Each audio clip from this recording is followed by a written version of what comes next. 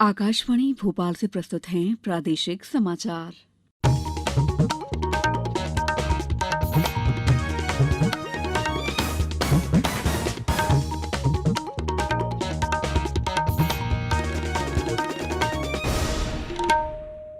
नमस्कार, समाचारों के साथ मैं दीपा सिंह। सबसे पहले एक अपील। कोरोना वायरस के नए स्वरूप ओमिक्रॉन से चिंताएं बढ़ी हैं। श्रोताओं से अपील है कि वे सतर्क रहें और पूर्ण टीकाकरण कराएं। 15 से 18 वर्ष के किशोरों और अन्य लोगों के टीकाकरण में भी मदद करें। सुरक्षित रहने के लिए कृपया 3 आसान उपायों का पालन अवश्य करें। मास्क लगाएं, 2 गज की सुरक्षित दूरी बनाए रखें, हाथ और चेहरा साफ रखें। कोविड से संबंधित किसी भी जानकारी और मार्गदर्शन के लिए राष्ट्रीय हेल्पलाइन नंबर 01123978046 और 1075 पर संपर्क करें। पहले मुख्य समाचार।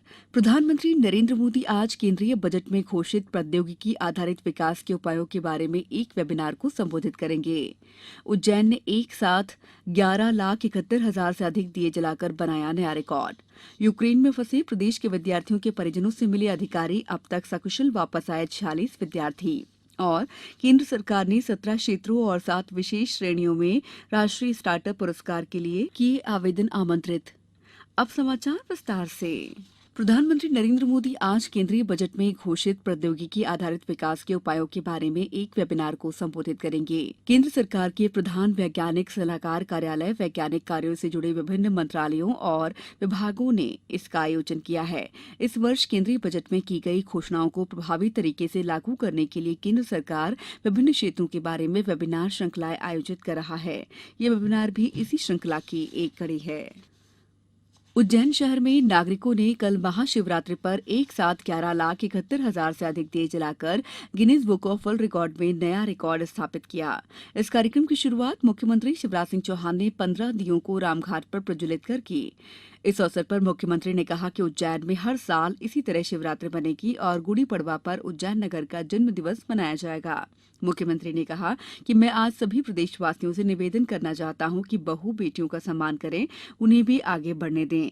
इसी तरह मेरी अपील है कि मैं रोज एक पेड़ लगाता हूं, लेकिन आप साल में कम से कम एक पेड़ अवश्य लगाएं। विदेश सचिव हर्षवर्धन श्रृंखला ने कहा है कि अब तक 12,000 भारतीय नागरिक यूक्रेन छोड़ चुके हैं। शेष बचे 8,000 भारतीय नागरिकों में से 4,000 संघर्ष क्षेत्र में हैं और अन्य या तो यूक्रेन की पश्चिमी सीमाओं पर पहुंच चुके हैं या पहुंच रहे हैं। नई दिल्ली में मीडिया को जानकारी देते हुए कल उन्होंने कहा कि पहला परामर्श जारी होने के समय यूक्रेन में लगभग 20,000 भारतीय नागरिक थे। विदेश सचिव ने कहा है कि कीव छोड़ने का परामर्श जारी होने के बाद से अब तक सभी भारतीय नागरिक शहर छोड़ चुके हैं। अगले 3 दिनों के दौरान भारतीय नागरिकों को वापस लाने के लिए 26 उड़ानों का कार्यक्रम तय किया गया है। भारतीय नागरिकों को वापस लाने के लिए वायुसेना का एक C-17 विमान रोमानिया के लिए रवाना हो चुका है। आगामी दिनों में वायुसेना के और विमान भेजे जाएंगे। प्रधानमंत्री नरेंद्र मोदी ने कल शाम नई दिल्ली में यूक्रेन मुद्दे पर एक उच्च स्तरीय बैठक की अध्यक्षता की। प्रधानमंत्री के नेतृत्व में इस तरह की तीसरी बैठक थी। प्रधानमंत्री ने कहा कि समूचा सरकारी तंत्र सभी भारतीय नागरिकों की सुरक्षा सुनिश्चित करने के लिए 24 घंटे कार्यरत है। प्रधानमंत्री ने 4 केंद्रीय मंत्रियों को भी पोलैंड, स्लोवाकिया, गणराज्य, हंगरी और रोमानिया भेजा है। समाचारों में वक्त है ब्रेक का। कोविड-19 से बचाव और सुरक्षित रहने के 3 उपाय। मास्क लगाएं, 2 गज दूरी है जरूरी, सुरक्षित दूरी रखें, हाथ और मुंह साफ रखें।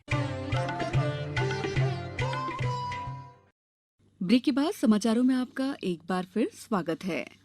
यूक्रेन में प्रदेश के MBBS की पढ़ाई कर रहे विद्यार्थियों समेत 150 नागरिकों के फंसे होने की जानकारी राज्य सरकार को मिली है। इनमें से अभी तक 46 विद्यार्थियों की सकुशल वापसी हो चुकी है। वहीं मुख्यमंत्री शिवराज सिंह चौहान के निर्देश पर मंगलवार को पुलिस अधिकारियों ने यूक्रेन में फंसे व्यक्तियों के स्वजनों से उनके घर पर जाकर मुलाकात की और उनकी सकुशल वापसी के लिए सरकार के प्रयासों की जानकारी दी। केंद्र सरकार ने 17 क्षेत्रों और 7 विशेष श्रेणियों में राष्ट्रीय स्टार्टअप पुरस्कार 2022 के लिए आवेदन आमंत्रित किए हैं। इसके लिए आवेदन करने की अंतिम तिथि 15 मार्च है।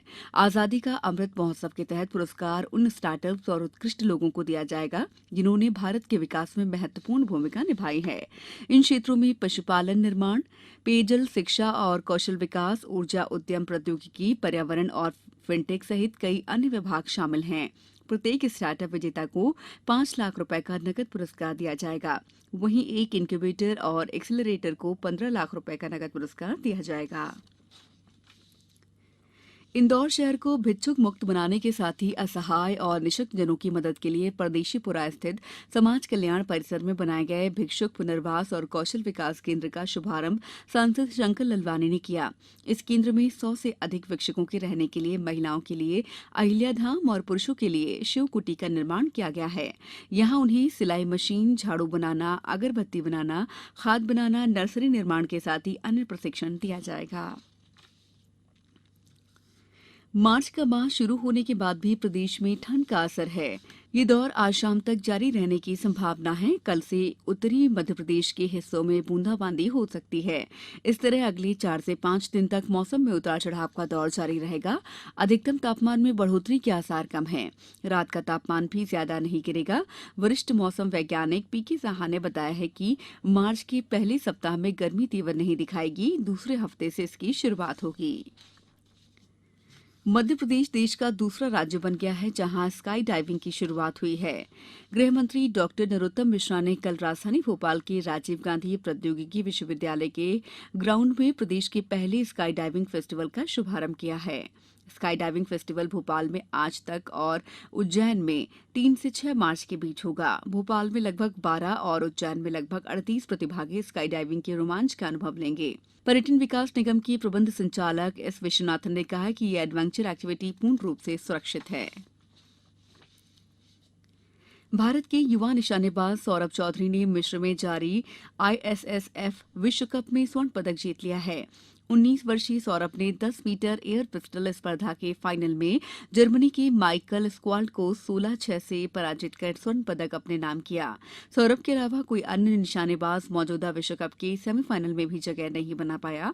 26 फरवरी से 8 मार्च तक होने वाले विश्व कप में 60 देशों के 500 खिलाड़ी भाग ले रहे हैं।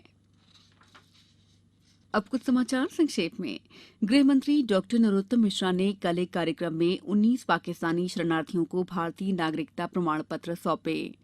खंडवा में कलेक्टर ने अंकुर अभियान के प्रथम दिन ग्राम छोटी बोरगांव नर्सरी में जाकर आम की विभिन्न प्रजातियों के लगभग 5 पौधे रोपे। शिवपुरी जिले में स्वामित्व योजना के अंतर्गत पंचम चरण में सर्वे कार्य के क्रियान्वयन और सतत निगरानी के लिए जिला स्तरीय तहसील और ग्राम स्तरीय निगरानी समिति का गठन किया गया है। मुरैना में कल शिवरात्रि के अवसर पर भगवान शिव की पालकी यात्रा निकाली गई। रायसेन में कल पाटन देव हनुमान मंदिर से शिव बारात का आयोजन किया गया। उमरिया जिला मुख्यालय में कलेक्टर सहित वरिष्ठ गणमान्य नागरिकों और अधिकारियों ने वृक्षारोपण किया। अशोकनगर में भारतीय स्टेट बैंक ग्रामीण स्वरोजगार प्रशिक्षण संस्थान में चल रहा 6 दिवसीय शॉपकीपर प्रशिक्षण शिविर कल समाप्त हो गया। रीवा में समाधान ऑनलाइन कार्यक्रम कल दोपहर 3 बजे से कलेक्ट्रेट के एनआईसी केंद्र में आयोजित किया जा रहा है। अंत में मुख्य समाचार एक बार फिर। प्रधानमंत्री नरेंद्र मोदी आज केंद्रीय बजट में घोषित प्रौद्योगिकी आधारित विकास के उपायों के बारे में एक वेबिनार को संबोधित करेंगे। उज्जैन ने एक साथ 11,71,000 से अधिक दिए जलाकर बनाया नया रिकॉर्ड। यूक्रेन में फंसे प्रदेश के विद्यार्थियों के परिजनों से मिले अधिकारी, अब तक सकुशल वापस आए 46 विद्यार्थी। और केंद्र सरकार ने 17 क्षेत्रों और 7 विशेष श्रेणियों में राष्ट्रीय स्टार्टअप पुरस्कार के लिए किए आवेदन आमंत्रित। इस बुलेटिन में फिलहाल इतना ही। अंत में एक अपील, मास्क और 2 गज की दूरी, हाथ धोना भी है जरूरी। नमस्कार।